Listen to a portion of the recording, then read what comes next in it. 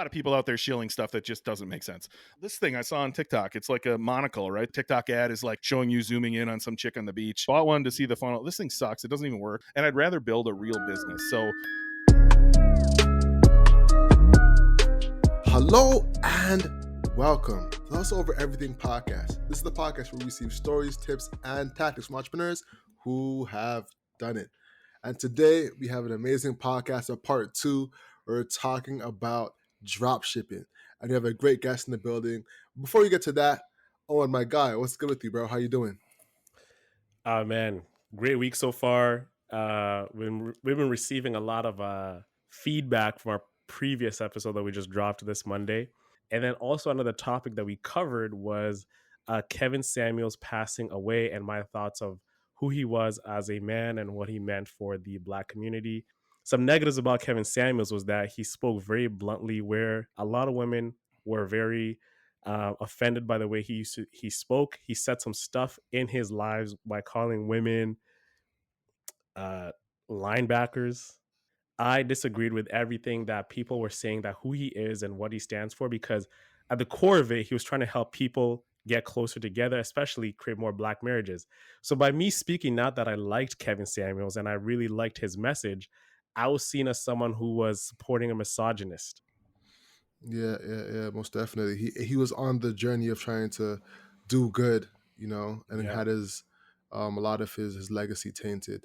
So, but let's push the momentum forward. Let's move on to the topic at hand. Without further ado, I'd like to welcome this gentleman to the podcast. When I spoke to him, I was very impressed with his resume. He's taken a business from 1 to 11 million in 2 years. He's built a successful business with dropshipping. He's paid an insurmountable amount of debt off through dropshipping. So I'd love to talk about his journey and everything dropshipping with him. Ben, welcome to the show, man. How are you doing? And I'm doing great. That was some heavy stuff in the beginning there, but I actually I don't know anything about the guy, but I appreciate hearing your guys' perspective there on just treating someone as a human. I think is so important. Like when we're looking online nowadays, it's easy to be, they call it armchair quarterback or Monday morning quarterback, right? Everyone's judging everyone else on how not great they are. We all have fucking skeletons. We're all standing in glass houses chucking stones at people, and so yeah, man, I appreciate your little take there. Really? Netflix is coming on. Let's go. Out of all times, for Netflix to come in and interrupt. Did it just turn on by itself? By itself, You got some sorcery going up in Etobicoke out there, Alex. Honestly, the TV's off, guys. You see that, yo? The TV's off. And that Netflix sound is like the sound of doom. That is crazy. But, Ben, I really want to get into your story, because I really feel like you have an interesting one. First things first, where are you from, man? I would love to get to know your journey and the way this conversation is going to go. We break it in half. Half of it is we want to get to know you. The second half, we want to get to know actionable advice for entrepreneurs looking to get into dropshipping, So, Ben, where are you from, my man? Yeah, I'm an open book. So, and I love some of the questions you sent over early. You guys did really good job with the research here. So I'm from a small little town in Western Wisconsin. I'm 30 minutes from Minneapolis, St. Paul, but just over the border in Wisconsin.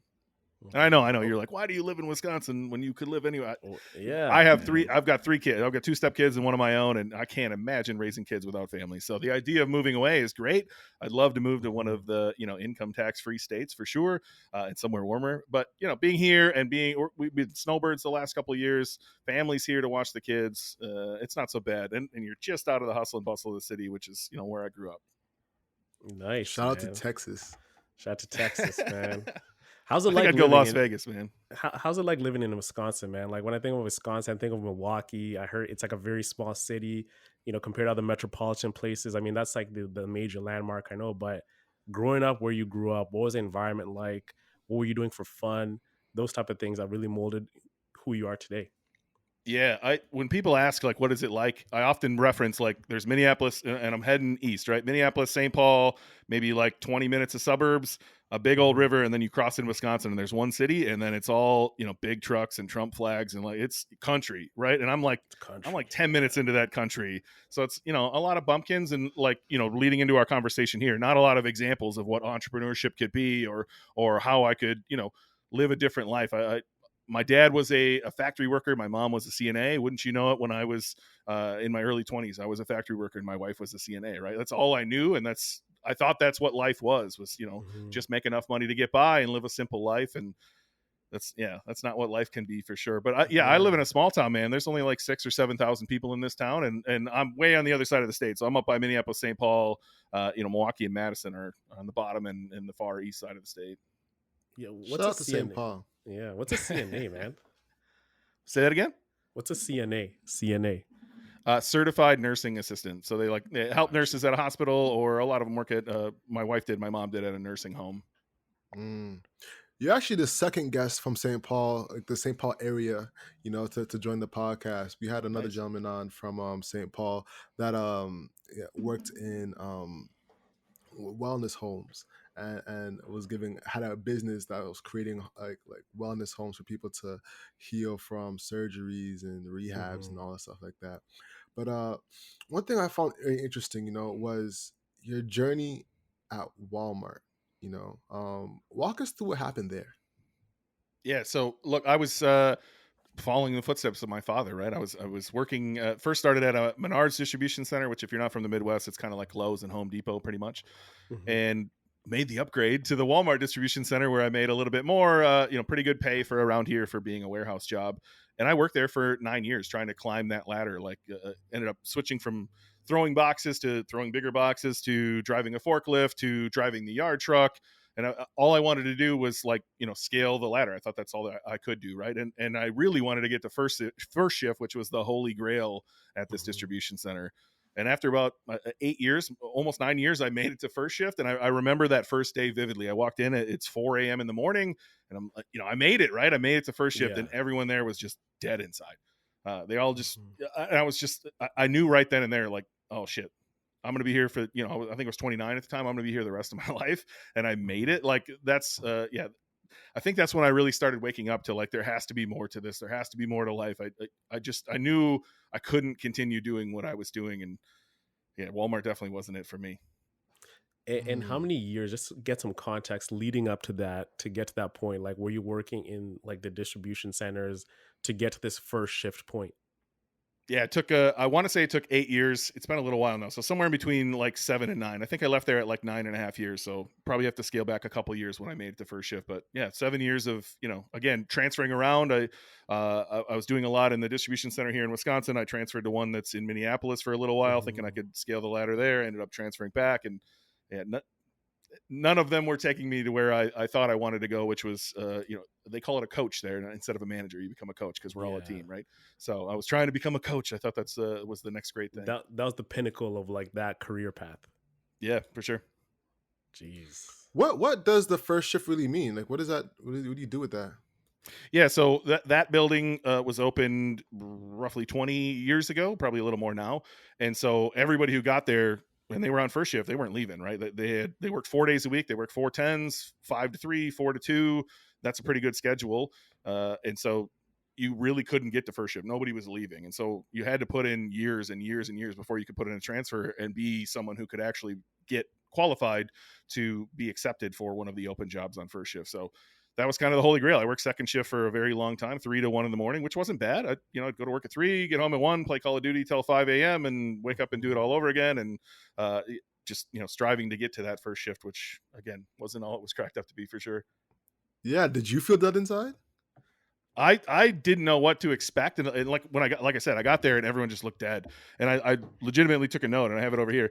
I went into the bathroom at 5:55 in the morning and I wrote, "I must begin setting goals and formulating a plan for the future. Working for this place is slowly driving me insane. Find your Mhm. passion and begin. Set goals, set an action plan, begin the first steps immediately." And I was wrecked that day. I was just like, You're like, F I couldn't go this. on knowing this was going to be the rest of my life.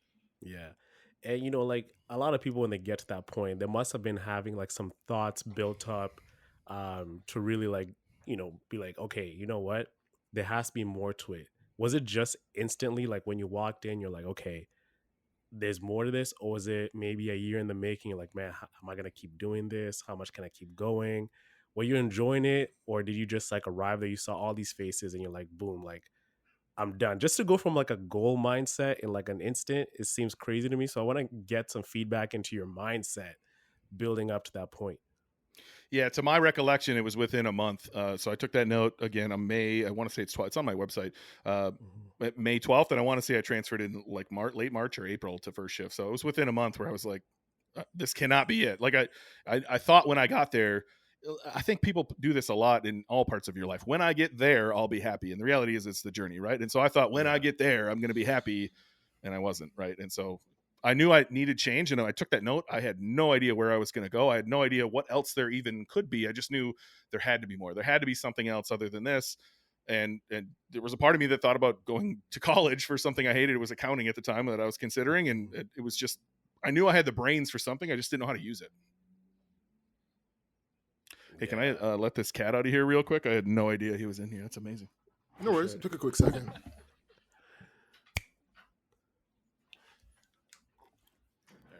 He's meowing at my leg.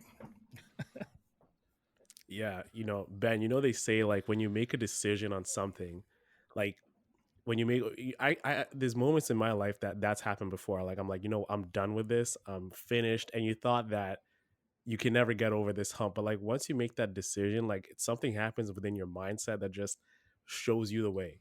Like you start noticing opportunities, you start meeting people. Like subconsciously, when you say I'm finished, I'm ready for the next stage in your life, new things start making themselves available to you where you thought it was impossible before.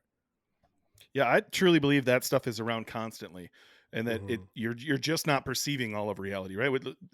Science says we perceive like 1/1 millionth of reality, which is bananas in itself. Let alone like your brain can only take in so much, right? So it's only taking in what you've told it to start taking in.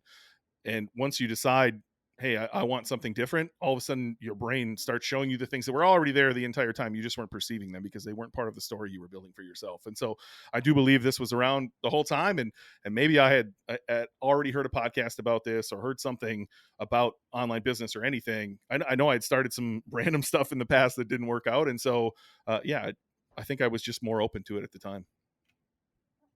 Most definitely. And one thing I want to note on that was a big part of your life as well is that you kind of had your back up against the wall. You know, you were in debt heavily, right? Yeah, so I was pretty heavy in consumer debt. I know I didn't go to college, but I moved to the college town with my buddies and just drank a lot of beer. Hmm. And at that age, credit card companies are bombarding you, and so I took on a few, and then I probably bought beer or something even dumber. I have no idea, but it just kept adding up and adding up, and I'd pay the minimum and get another card for $1,000 and add it up. And so I brought quite a bit of debt to my marriage, and my she's now my ex-wife. She also brought some debt to that marriage as well, and we ended up being roughly $40,000 in consumer debt from the moment we got married, and really until I was able to pay it off thanks to one of these businesses. Hmm. That's incredible, man. Whew, Yeah. 40K in debt, man. That hits. That Oh hits my to god. here. Yo, the interest rate on that must have been crazy, eh?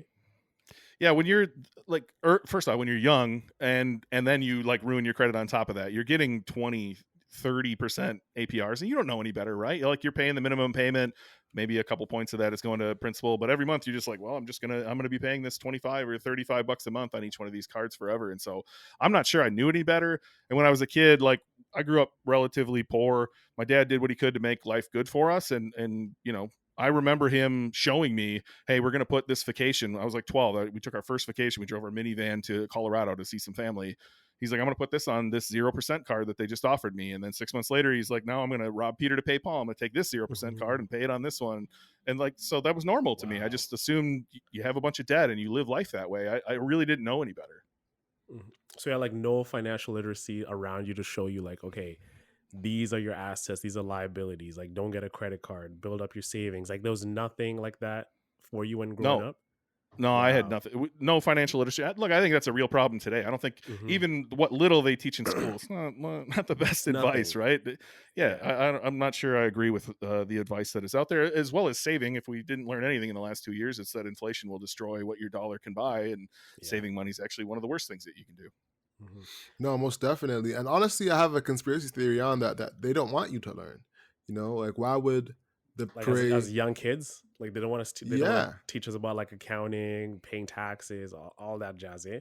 Because it's such a yeah. fundamental part of life, and like I'm like, why don't they teach that?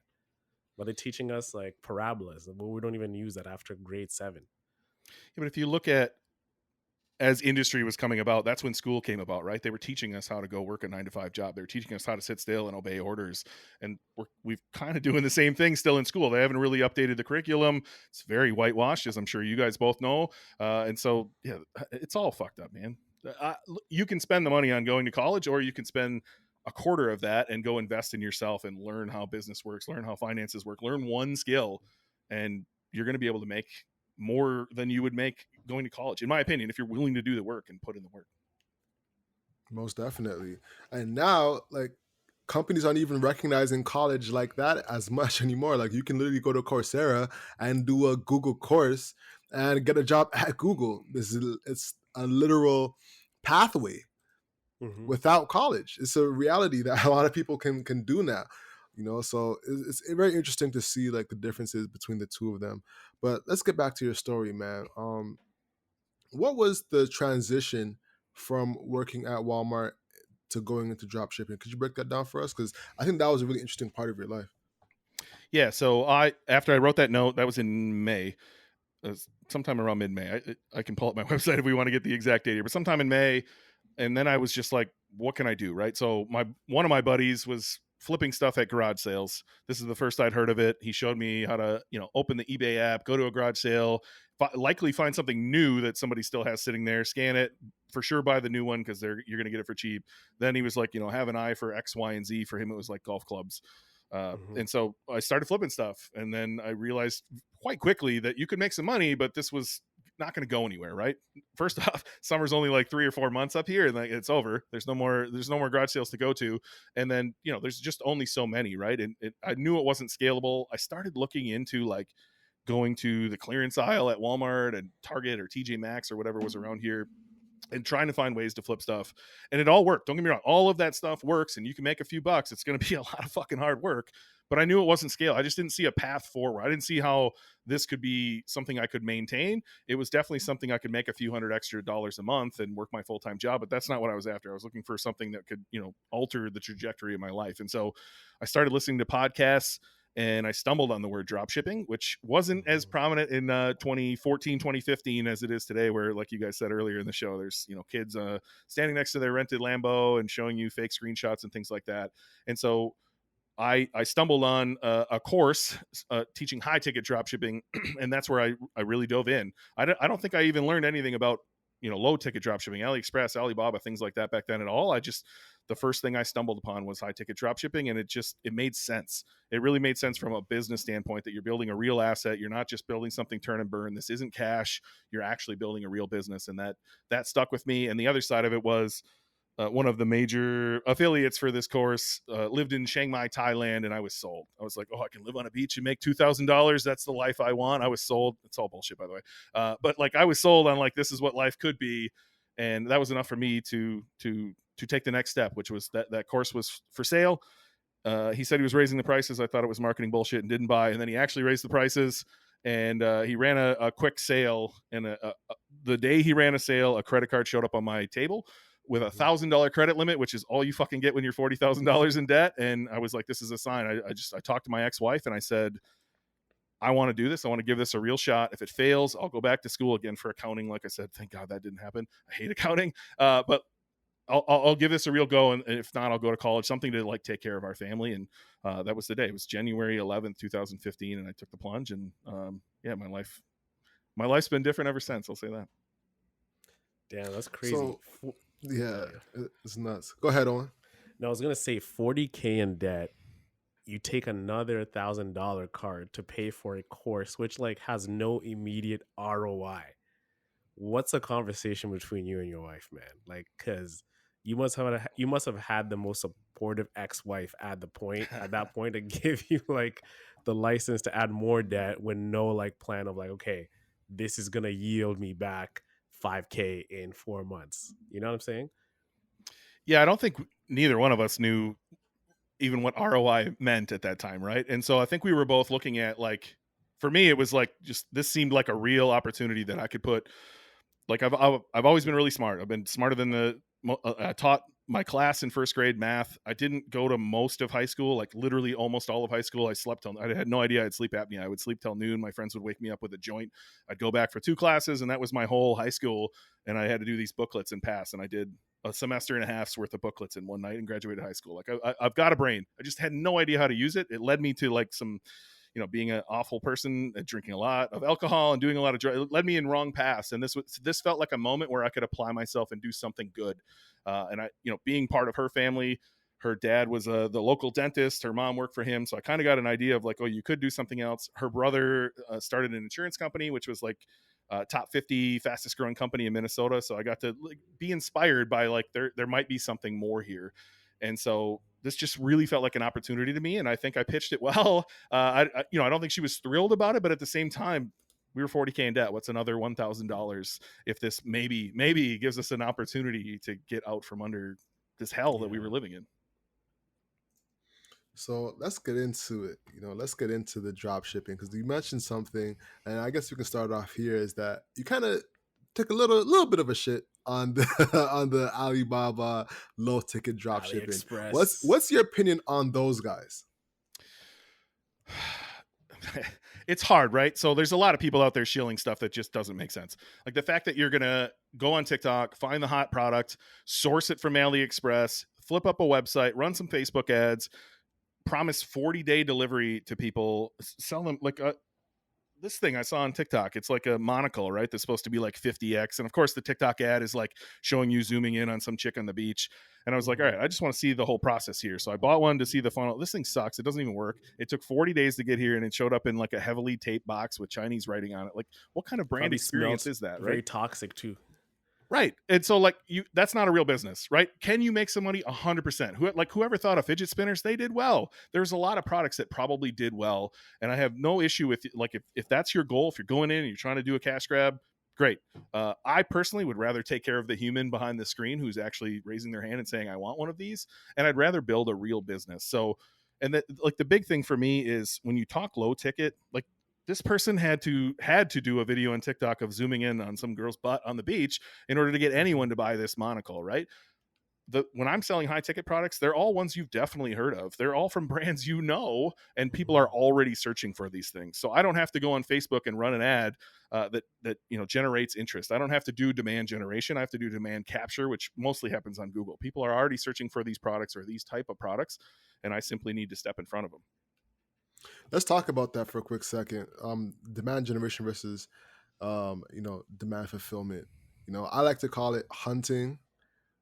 Having a bloody neck. That's what Sabi Subi calls it. I'm not sure if you're familiar with him. I'm not, where no. someone's searching for the solution, on Google. Whereas on Facebook, you're more so distracting and pulling from that difference, from that thing you're looking for, that hit of dopamine you're doing, that soft porn that you're looking at on social media.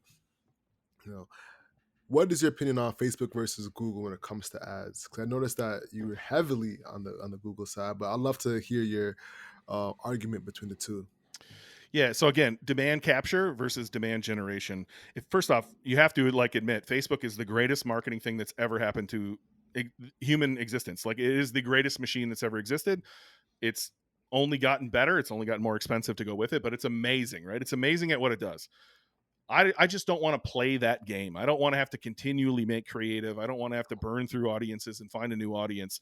I personally like playing the keyword game. Everything I do is I see through a keyword lens, right? And so if I'm selling a brand of 3D printers and someone wants that exact model, like they're likely going to go to Google and type in that brand and that model. That's pretty simple for me to run a shopping ad or a text ad or, create some content or rank a product page through SEO, right? It's all keywords. And so I don't think there's a versus. It's definitely an end. Like it's not or, it's an end game, right? Like they both have their purposes. I use Facebook, but I use it in a different purpose than demand generation. Like if I'm selling an infrared sauna for $3,000, the likelihood that I can put an ad in front of you that you're like, oh my god, a sauna, I want to buy one right now, it's not going to happen, right? And so I might capture you on Google, and maybe it's on a higher level term and I need to, email market you down the funnel, or capture you on a middle of the term funnel, middle of the funnel term, and run remarketing ads on Facebook, or just stay in front of you, or redirect you back to content. So I think they both have a purpose. I'm definitely more of a Google guy. If you're going to make me pick, I'm picking Google all day long. What do you think, Owen? About Facebook or Google? Yeah, I'd love to get your opinion. I usually take the reins here because I'm a Facebook marketer. I don't know if I told you, Ben, but I'm a Facebook marketer. Owen, I'd love to get your opinion on it too. We can have a little like fireside, little powwow. I mean, I just want to start saying like I'm not as advanced as both of you guys when it comes to like digital marketing, like with Facebook or Google. I am familiar with both platforms, but if I had to choose one, I'd definitely go with Facebook, just because a lot of the stuff I've sold in the past were more for like, they're like smaller items, right? They'll be like, okay, home and goods stuff where I can create a brand around, I can create a website, and people are searching for these little knickknacks and gadgets that they can find at the kitchen. I find Google a little bit more complex to use because you have all these different ads you can run, and it's not as fun or sexy to run those ads and like to really play with audiences. I think the Facebook platform is a lot more intuitive to really organize and to really get your data and see what people are liking, seeing what people seeing who to target, and just like the whole visual aspect as a new beginner. I'm definitely attracted to Facebook. I think Google takes a lot more to master when you're coming into it, from what I've done with it in the past. So I'm definitely like more of like a Facebook, create audiences, make great creative, put it on IG, put it on Facebook feed, create all these different, nice videos you can use. So, or put on reels these days. So that is my take on it. You know what? As you say that, I think something hit me. Like, creating Facebook ads makes me feel like you're baking, whereas creating with Google feels like you're using a hammer. You know what I'm saying? Explain this analogy, bro. Baking and a hammer. Yeah, because with Facebook, you're naturally getting these dopamine hits of seeing your ad live.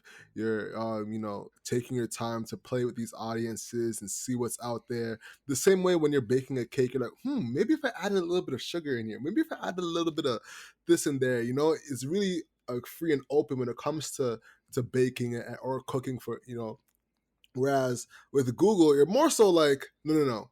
This hammer needs to hit there. And you know what I'm saying? You are being precise. Ain't no fun in the Google keywords. You're like, all right, these are the keywords. These will need to hit. This is what it is, period.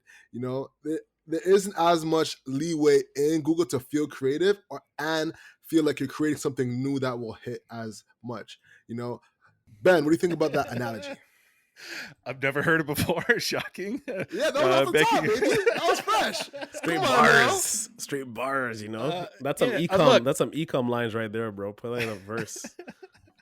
Look, it's funny how Owen thinks Facebook is easier than Google, and I'm so the opposite. Like I get Facebook, I've used it, but I'm a wizard at Google, right? And so when I look at Facebook, my eyes get all glossy, and it's confusing to me.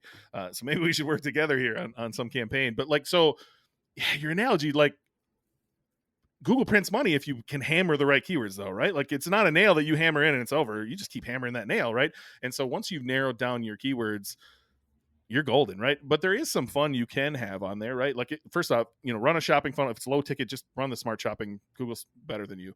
If it's high ticket, you're going to have to run a priority funnel so you can really target the right keywords. Run your text ads on those same keywords so that you own the search engine results page. Run remarketing to content on the display network. But you can have some fun on that display network as far as targeting topics or in-market audiences or keywords or showing yourself on certain like if you see a blog, you're like, this blog hits home and they got some AdSense on the side, you can own that page if you want to. Same with YouTube. You can really you can take a search term, someone searching on Google, and then Google will build an audience of those people, and you can run YouTube ads to them on YouTube. But like that's super powerful, right? If you know, if you know, again, going back to that sauna analogy, if they searched a very specific sauna, you know, like that's a very bottom of the funnel, ready to buy audience, right? And you can go run an ad to them on YouTube. So I think look, they're two different animals, and again, I think it's an end, it's not an or, but they're both really powerful. It's amazing the world we live in, like the marketing we have available to us. We don't have to go run a newspaper ad or you know, run a TV ad or something. Like there's just so much available to us as marketers. Most definitely, TV ads are dead. Like you're never gonna see people. It's funny. So I hear a lot of Canadian marketing agencies still talk about TV, and I'm like, what? Like I can't even fathom. But I definitely agree. You know, for brands that are really trying to develop a, you know, 100-year long lasting brand, you need to be on both. You know, and matter of fact, I'd even stress this: if you're only doing Facebook ads, you suck. Point blank period. If you're only doing Facebook ads, you are not doing good business. You know, if you're only doing Facebook ads for your only, you're not doing good business. You don't have your good email set up. You know, you don't have a good landing page set up. If Facebook ads is the main thing you're doing for your business, you're not doing a good job. And that's coming from a Facebook manager, Facebook ads marketer. You know, now let's take a step back for a second. Let's talk to the everyday entrepreneur. That's like, all right, where do I start with this? You know, I want to talk to you about Google Ads, and then we're going to talk about, you know, bare bones, just getting started with high ticket drop shipping. So let's say I am a journal owner. You know, let's say I'll shout out to Cheryl. Let's say I'm Cheryl, right? And I want to do my first Google Ads. Cheryl was a past guest on our podcast. What would you say she should do to launch some successful Google ad campaigns? What does she sell? Journals. What's the price point on that? Affirmation journals. You know, shout out to Cheryl. Please notes goods. Is it pretty low, like $20 ish? No, like $40. Okay. Look, so I'm a big fan of doing the keyword research yourself, like looking into it, right? So I come from the high ticket world where you need to run a priority funnel in Google Shopping. So all that is, I know it sounds complex, but all that is Google has a priority function in there. So if you run one campaign, it'll start as a high priority. That's the standard Google Shopping campaign if you do manual CPC. That says everything has to fire into high priority. And then you can set up another campaign that's just a duplicate, but change the priority to medium. And the only way keywords can ever get to medium, even if you're bidding more, is by using a negative keyword in high and saying this doesn't belong here, and then it'll push to medium, right? And you can bid a little more. And then for your like super exact keywords, you can push them even one step further. So I'm a big fan of using priority funnels to, number one, just like start deciphering the keywords that you get and push them down yourself and understand. For low ticket, this didn't used to be the case. I don't know if you even understand where the smart engine from Google came from. That's a really cool story by itself. But for lower ticket, their smart shopping just works. So if you can create your data feed and send it over and actually, like, you know, put all of the columns in there that you can, and there's a ton of them that you can use, fill them all out, give Google all of the information they need, and run smart shopping, or nowadays Performance Max. Set your target ROAS. I would maybe not set it for the first month and just let it run, and then set a target ROAS for month number 2. Google's going to do the job for you. Like, they're really good at what they do, and it's only getting better. Their AI engine is getting extremely good. So for a low ticket item, that's where I would start. I would start with Smart Shopping or Performance Max, build it all out, make sure your feed's really built out, and start that. The problem with those two campaigns is you get zero data. Google doesn't tell you a single thing of like, here's the keywords that are converting. So this is where I recommend doing your own keyword research so that you can go own a long tail keyword that's a little less expensive. I would imagine if you ran a text ad for affirmation journal, that's going to cost you, right? There's probably a lot of people bidding on that, and Google's an auction. And so maybe you can find something more long tail that you can own. Definitely go own your brand name so somebody doesn't own your brand name on top of you. And then at that point, you should have dynamic remarketing set up, which is pretty simple. Just run a display campaign and choose your feed. And Google, you have to put a little code on your website, but choose that, and Google will just chase people around. Like, that's the bare minimum you should do, is chase people around with pictures of your product. I would tend to tell you to remarket to people with content, right? If they came to your site, number one, 100 people came to your site, industry average is like 2% conversion rate. That means 98 people raised their hand and said, I'm interested, and they left your website because you didn't give them what they were looking for, right? So chase them around with content that is going to answer questions they have or give them value and move them down to how they can purchase your product, which is ultimately going to solve the problem that they came searching for in the first place. Hmm. Is that too much? That felt like a lot of big gems in there. For a beginner, how should they do keyword research? Let's start there. Yeah, this is a loaded topic. SEO makes my nerdy little heart smile, so I could talk about this stuff all day long as far as keyword research. My nerdy little heart smile. I'm taking that. All right. You got to start with your main keyword, and you have to like work your way out from there. So if you go put, and I'll just do it in real time while I'm talking to you, just so I can like do this, right? So I'm going to put affirmation journal, and I'm just searching Google affirmation journal, right? The first thing you can do, number one, go get the Chrome extension called Keywords Everywhere. It's a gold mine, and it's absolutely free. Keywords Everywhere Chrome extension, love it. If you don't have that, just simply scroll all the way to the bottom, and Google's going to give you some keywords it thinks are similar. I consider them LSI keywords, supporting keywords, right? And so I see affirmation journal examples, affirmation journal PDF, best affirmation journals, affirmation journal template, app, Amazon online, positive affirmation journal PDF, things like that, right? So now we've expanded one level, and then you can take each one of those and also go search that and then scroll to the bottom and look at that. And that's going to take you at a whole nother level, right? And so what you're trying to do is, and this is super complex, but go Google HubSpot cluster content if you want to see what this looks like. What you're trying to do is affirmation journals, clearly the main keyword here. You want to find all the supporting keywords around it, the content you can build. And if you do this, you're going to find all of the questions your customers are asking. You're going to find all of the supporting keywords through which you can either build a collection page or build a blog post or a listicle or whatever Google's asking for that term. That's where I would start with that. Another great place is the people also ask section in Google here. And like if you just click one, like the very first one says, what do you write in a journal affirmation? If I open that one up, now Google added 3 more, right? If I open the next one, they'll add 3 more. And so you can just kind of go down this rabbit hole of these long tail questions that end up turning into great content for you. And then probably my most recommended resource is just answerthepublic.com. If you go to answerthepublic.com and you put in affirmation journal, it's going to spit out hundreds and hundreds and hundreds of keywords for you of different questions and different ways people are using that keyword in their search phrases. And if you don't have an aha moment looking through there of like really understanding the person behind you or why they're searching the things they're searching, I'd be shocked. Like it's going to lead you in the right direction for keywords you should go after and understanding, all right, this person just heard about affirmation journals.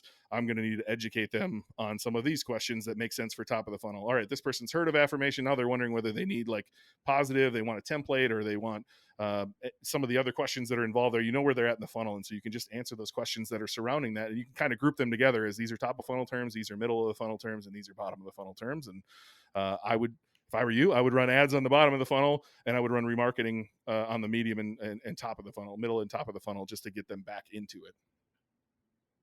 Man, a lot of big gems there. To add on to that, I know Keywords Everywhere is a really good tool. I've used that.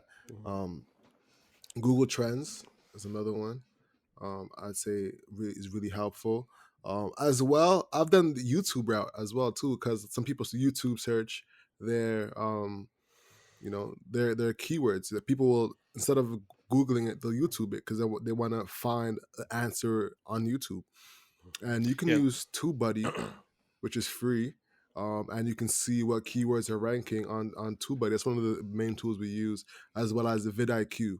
Those are 2 big things that I also add on to those as tools you can find to see what people are searching when it comes to your product or service.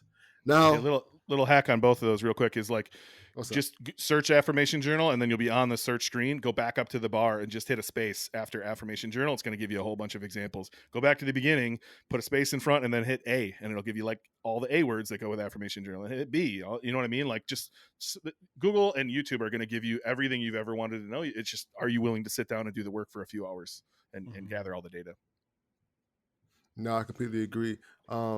And the traditional thing that a lot of people do is they use it in incognito mode, because a lot of times Google will put specific terms in front of you that you've already searched for. So just be mindful of that as well if you're doing keyword research. Now I want to get into drop shipping. Now let's get into the high ticket drop shipping, Ben. Yes, sir.